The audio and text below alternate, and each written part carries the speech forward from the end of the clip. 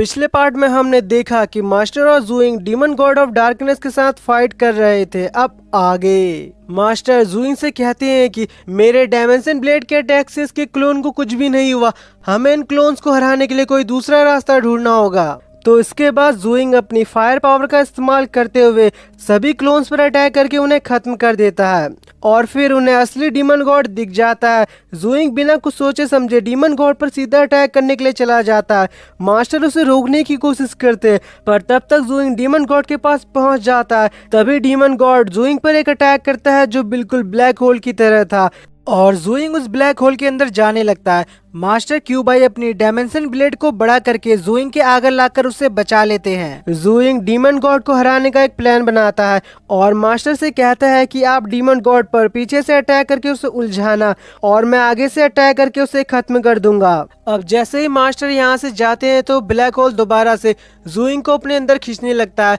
ज़ुइंग सोचने लगता है कि आखिर इस ब्लैक होल को कैसे नष्ट किया जाए और वो अपनी फायर पावर का इस्तेमाल करते हुए ब्लैक होल पर अटैक कर देता है और हम देखते हैं कि वो ब्लैक होल धीरे धीरे छोटा होने लगता है और कुछ ही देर में ब्लैक होल पूरी तरह से गायब हो जाता है। और ये देखकर तो डीमन गॉड ऑफ डार्कनेस भी हैरान हो जाता है। वो समझ जाता है कि ज़ुइंग और मास्टर को एक साथ नहीं हरा सकता, इसलिए वो यहाँ से भागने लगता है। तभी मास्टर उस पर अटैक करते हैं पर वो मास्टर के अटैक से बचकर यहाँ से भागने में कामयाब हो जाता है। ज़ुइंग कहता है कि हम हार गए, वो डीमन ऑफ डार्कनेस यहाँ से बचकर भागने में कामयाब हो गया।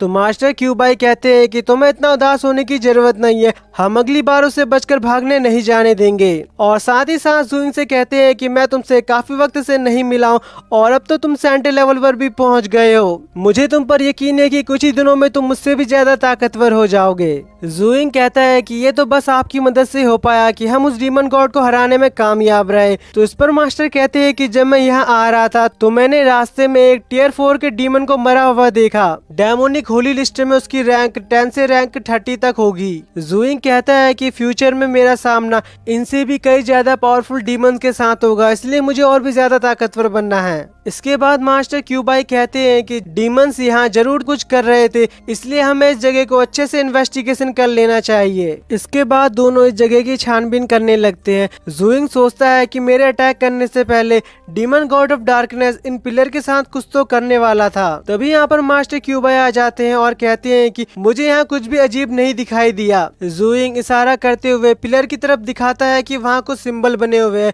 और उन सिंबल को दबाने को कहता है। इसके बाद मास्टर क्यूबाई और ज़ुइंग एक एक करके चारों पिलर के सिंबल को दबा देते हैं। इसके बाद ये जगह पूरी तरह से हिलने लगती है। तभी जमीन के अंदर से रेड कलर का लिक्विड बाहर निकलने लगता है और यहाँ पर एक पूल बन जाता है। ज़ुइंग कहता है तो इसकी वजह से उस डीमन गॉड ऑफ डार्कनेस को ताकत मिल रही थी, पर आखिर ये चीज है क्या। इसके बाद व्यू चेंज होता है और हम डीमन गॉड ऑफ डार्कनेस को देखते हैं। वो डीमंस के जनरल यान के पास आया होता है।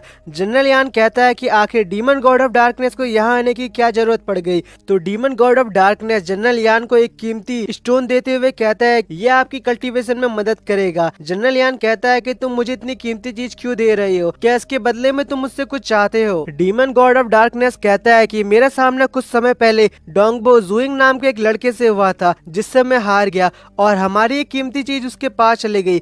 मुझे तुम्हारी मदद चाहिए ताकि ज़ुइंग को हराकर मैं वो चीज वापस ले सकूं। जनरल यान कहता है कि तुम इतने ताकतवर होने के बावजूद भी उससे हार गए, क्या तुम्हें लगता है कि मैं उसे हरा सकता हूं। इस पर डीमन गॉड ऑफ डार्कनेस कहता है कि इस समय मेरे पास अपनी पूरी ताकत नहीं है और मैं बहुत ज्यादा कमजोर हूँ, इसलिए मैं ज़ुइंग से हार गया। पर आप तो डीमंस के जनरल है और बहुत ज्यादा ताकतवर है, मुझे यकीन है कि आप ज़ुइंग को बड़ी आसानी से हरा सकते हो। साथ ही साथ बताता है कि ज़ुइंग बस सेंटे लेवल पर है, पर इसके बावजूद भी वो काफी ज्यादा ताकतवर है। अगर हमने उसे अभी नहीं रोका तो ज़ुइंग 300 से 500 सालों के अंदर जिया क्लैन का सबसे ताकतवर वॉरियर बन जाएगा और हमारे लिए मुसीबत खड़ी करेगा। इसके बाद जनरल यान कहता है कि मैं ज़ुइंग को मारने में तुम्हारी मदद करूंगा। अगले सीन में हम देखते हैं कि एल्डर साव भी ज़ुइंग के पास पहुंच गए थे और जब वो उस अंडरग्राउंड पूल को देखते हैं तो बताते हैं कि ये तो शैतान का कुआं है। मास्टर क्यूबाई हैरान होते हुए कहते हैं कि मैंने तो बस शैतान के कुएं के बारे में अफवाहें सुनी थी, मुझे यकीन नहीं था कि ऐसी चीज असल में होती है। इस पर ज़ुइंग कहता है है कि क्या डीमंस इस कुएं में नहा करके अपनी ताकत को बढ़ाते हैं। जूइंग की बातें सुनकर एल्डर साहब हंसते हुए कहते हैं कि अगर तुम्हारी ये बातें डीमन गॉड सुन लेता तो वो गुस्से से पागल हो जाता। साथ ही साथ एल्डर साहब बताते हैं कि तुम जो ये डीमन बीस्ट का सर देख रहे हो, इसे खुद ग्रेट डीमन गॉड द्वारा रिफाइन किया गया है। इसकी मदद से डीमन अपने साथियों से बातें कर सकते हैं, जैसे हम अपने कम्युनिकेशन ब्रेसलेट के थ्रू बातें करते हैं। और इस डीमन बीस्ट के सर से डीमंस अपनी पावर को डीमन वर्ल्ड से ह्यूमन वर्ल्ड में भेज सकते हैं। यहाँ तक कि डीमंस इस शैतान के कुएं की मदद से किसी भी इंसान को डीमन में बदल सकते हैं और मरे हुए इंसान को भी जिंदा कर सकते हैं। इसके बाद वो डीमन गॉड का गुलाम बन जाएगा। इन शैतान के कुएं को बनाने में बहुत समय लगता है। डीमंस जरूर कुछ तो बड़ा प्लान कर रहे थे और जूइंग आज तुम्हारी मदद से डीमंस की बहुत जरूर चीज हमारे हाथ लग गई है और वो जूइंग को शाबाशी देते हैं। दूसरी तरफ हम जनरल यान को देखते हैं और उसे भी डीमन गॉड ऑफ डार्कनेस ने सारी बातें बता दी थी। जनरल यान गुस्से में कहता है कि शैतान का कुआं ग्रेट डीमन गॉड के लिए बहुत ज्यादा जरूरी था और तुमने उसे गवा दिया। तो डीमन गॉड जनरल यान से माफी मांगते हुए कहता है कि मुझे माफ कर दो, पर हम उसे दोबारा हासिल कर सकते हैं। हमें बस जूइंग को हराना होगा, वो स्नो ईगल में रहता है। इस पर जनरल यान कहता है कि तुम मुझे मत बताओ कि मुझे क्या करना है और डीमन गॉड भी यहाँ से चला जाता है। जनरल यान उस क्रिस्टल को तोड़ते हुए कहता है कि यह डीमन गॉड ऑफ डार्कनेस बिल्कुल कचरा है जो शैतान के कुएं को प्रोटेक्ट भी नहीं कर पाया। अगर ये ग्रेट डीमन गॉड के लिए इम्पोर्टेंट नहीं होता तो मैं इस कचरे को यहाँ आने भी नहीं देता। इसके बाद जनरल यान स्नो ईगल में अटैक करने का डिसाइड करता है। अगले सीन में हम देखते हैं कि जूइंग स्नो ईगल में वापस आ गया था और वो सारी बातें सभी को बता देता है कि उसके साथ क्या क्या हुआ था। वो सभी आपस में बातें कर रहे थे कि तभी यहाँ पर यूजिन भी आ जाती है और इसके बाद जूइंग और यूजिन एक दूसरे के साथ बैठकर प्यार भरी बातें करने लगते हैं। दूसरी तरफ हम एक डीमन को देखते हैं जो पैलेस के अंदर आ गया था और एक सोल्जर को मार देता है। यहाँ जूइंग और यूजिन को भी डेमोनिक ऑरा महसूस होता है और उन्हें पता चल जाता है कि डीमंस ने यहाँ हमला कर दिया है।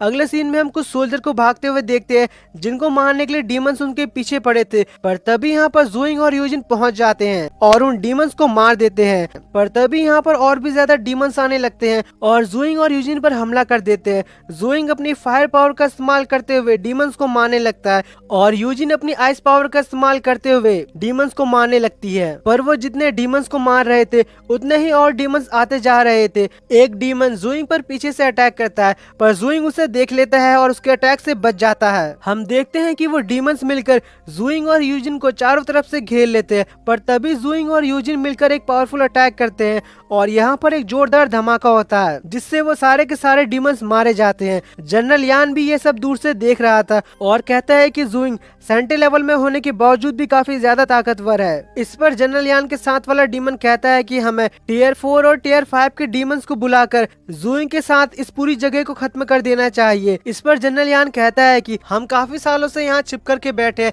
अगर इस वक्त मैंने जूइंग को मार दिया तो जिया क्लैन के एल्डर्स को पता चल जाएगा कि डीमन जनरल यहाँ आ चुका है और ये हमारे प्लान के लिए मुसीबत खड़ी कर सकता है। इसलिए हम अभी जूइंग को छोड़ देते हैं, हम जूइंग से अपना बदला बाद में ले लेंगे। इसके बाद वो यहाँ से जाने लगते हैं।